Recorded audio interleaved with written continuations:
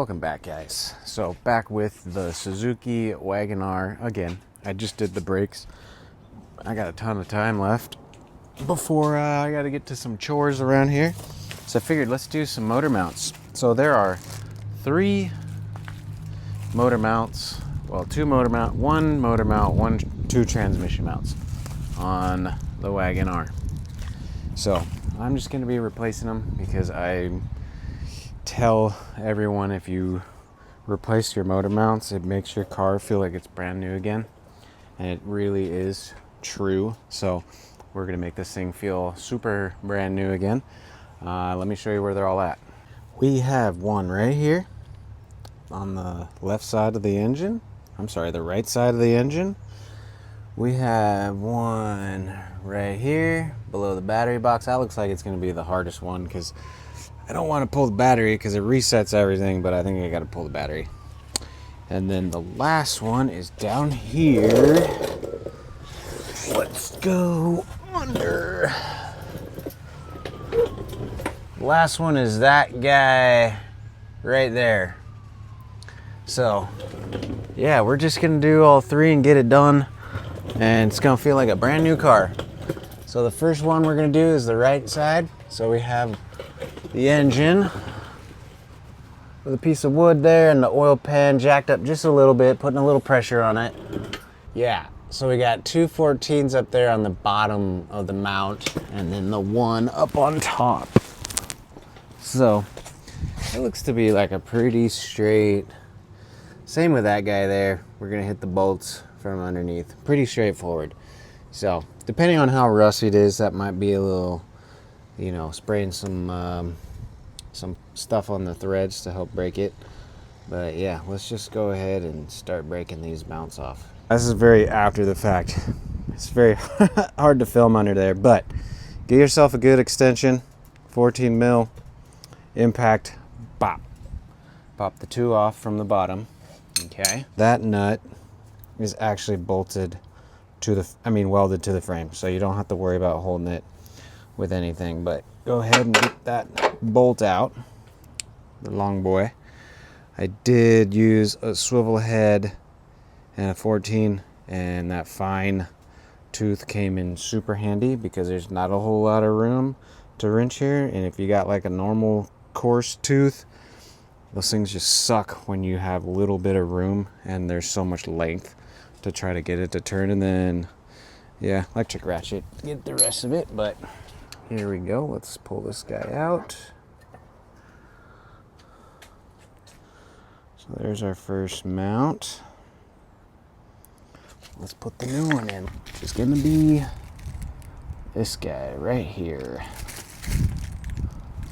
And I'm gonna put a little bit of anti-seize on those threads so it's not so it doesn't rust up in there. Okay, so one mount down. Let's do the one towards the back of the engine. We're gonna save that guy for last, so I'm not looking forward to that one. So let's see if we can work with the same jack point. I think I might actually take the jack and put it on that guy and use that to push up on it. Be a little better. Okay, so essentially this back one, very easy. Impact is helping out huge.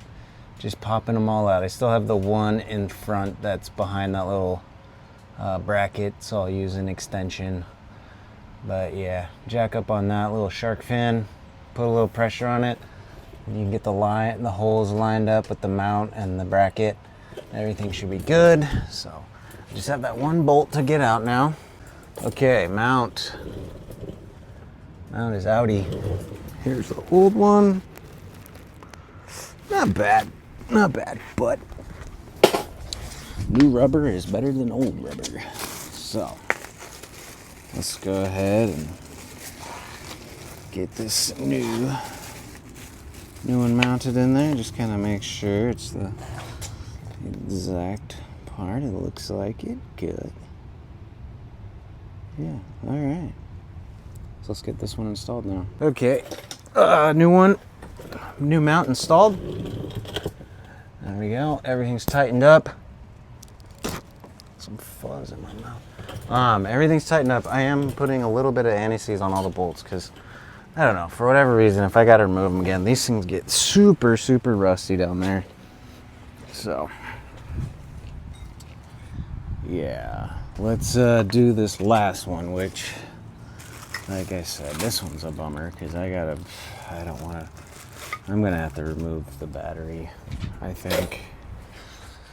I can't really get behind. So yeah, I'm gonna brainstorm this one and then we'll figure it out. Okay, so I tried everything. I went from underneath. I used the long extension where I was actually like back there trying to get the bolt there, but I couldn't get enough leverage. So here we are. I had to take my sway bar, my stabilizer bar off. I got the battery out, the battery tray, the plastic tray part. So I got to take the metal one out, which this will be fun. Hopefully they don't snap. But then once we have this out of the way, then we'll have access to the bolt on the back of the mount. Okay, so same as the right side, 2 bolts underneath, 1 bolt on top. Should be able to lift this one out, up and out. There we go. So looks like they kind of changed. But no. Yeah, it looks like they kind of changed the design a little bit. The little rubber, little sheath protector deals, that's new. It's not there, but yeah. So let's get the new one in. Same deal. Gonna put a little anti-seize on the threads and the main bolt and run her in there. I don't want my trash blowing away. Get these in, and then yeah, then we'll get everything back up inside there. All right, there you have it. Battery's back installed. Everything's reconnected. Now I've got to go reset my radio. Dang it. Yeah. This should make a huge difference. I'm just going to start it up and just to see how it feels.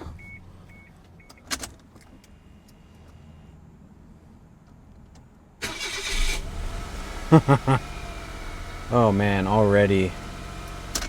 Huge difference. Huge difference. So, definitely worth it. Very nice. Part numbers. One of the mounts.